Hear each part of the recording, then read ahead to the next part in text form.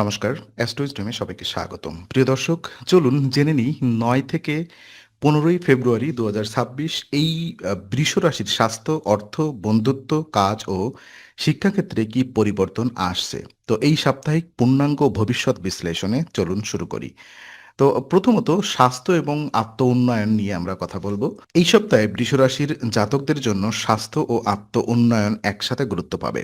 চন্দ্র রাশির সাথে সম্পর্কিত শনি একাদশ ঘরে অবস্থান করায় আপনি বুঝতে পারবেন যে দৈনন্দিন রুটিনে যোগ ব্যায়াম ও হালকা শরীর চর্চা যুক্ত করা কতটা উপকারী হতে পারে। যারা দীর্ঘদিন ধরে পিঠ ব্যথা, ঘাড়ের সমস্যা, হালকা হজমের সমস্যা বা মানসিক অস্থিরতায় ভুগছেন, তাদের ক্ষেত্রে নিয়মিত যোগব্যায়াম ধীরে ধীরে উপকার দেবে।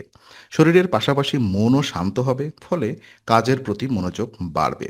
এই সময়টি আত্মদর্শনের জন্য গুরুত্বপূর্ণ।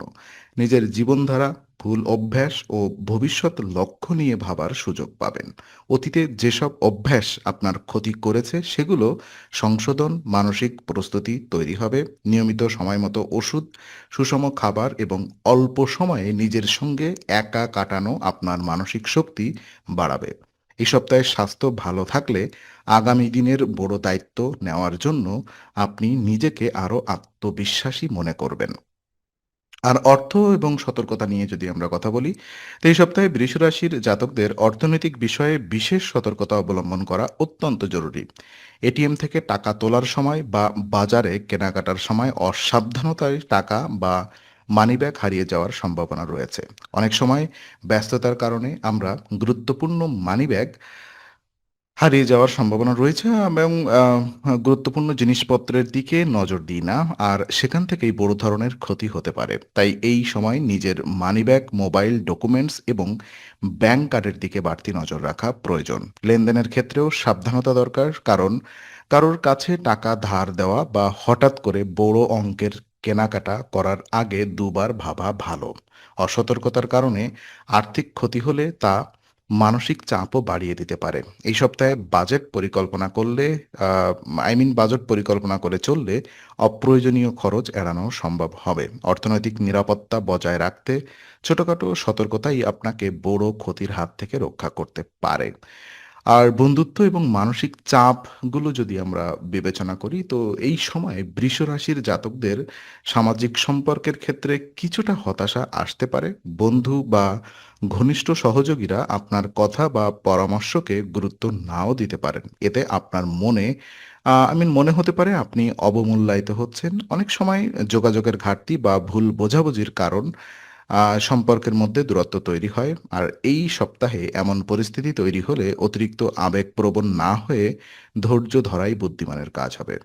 মানসিক চাপ বাড়তে পারে, কারণ কাছের মানুষের কাছ থেকে অপ্রত্যাশিত সমর্থন না পেলে মন খারাপ হওয়াটা স্বাভাবিক। তবে মনে রাখা দরকার, সবাই সব সময় আপনার ভাবনা বুঝবে না।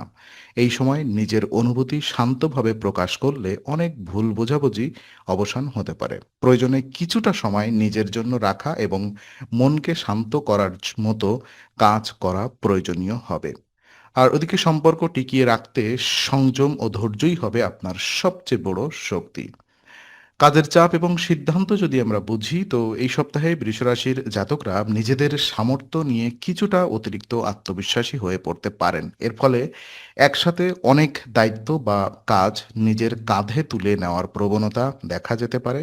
প্রথমে মনে হবে সব সামলানো সম্ভব, কিন্তু সময়ের সাথে সাথে কাজের চাপ বেড়ে গেলে ফোকাস হারানোর ঝুঁকি তৈরি হবে। এতে কোনো কাজই ঠিকভাবে সম্পন্ন না হওয়ার সম্ভাবনা থাকে। আর এই সময় সবচেয়ে গুরুত্বপূর্ণ বিষয় হলো কাজ বেছে নেওয়া ও অগ্রাধিকার নির্ধারণ করা।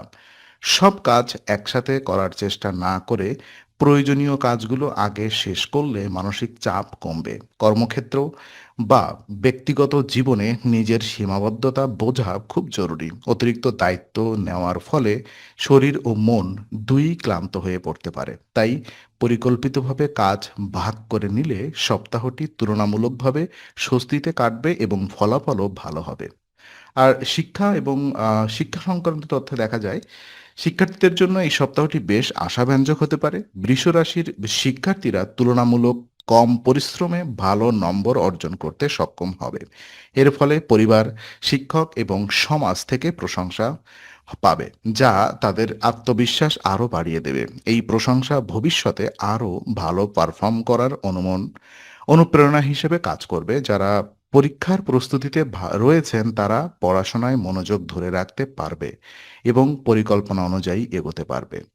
এবং শেষ অংশে একটি বিশেষ জ্যোতিষ উপায় আমি উল্লেখ করতে চাই।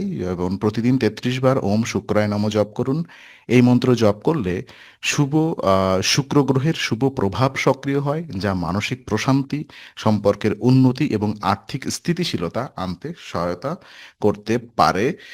আর আজকের আলোচনা আমরা এখানেই শেষ করছি। ভালো লেগে থাকলে লাইক, কমেন্ট ও শেয়ার করুন। আরও এমন ভিডিও পেতে অবশ্যই চ্যানেলটি সাবস্ক্রাইব করুন। আবার দেখা হবে। ততক্ষণ ভালো থাকুন, শান্তিতে থাকুন। নমস্কার।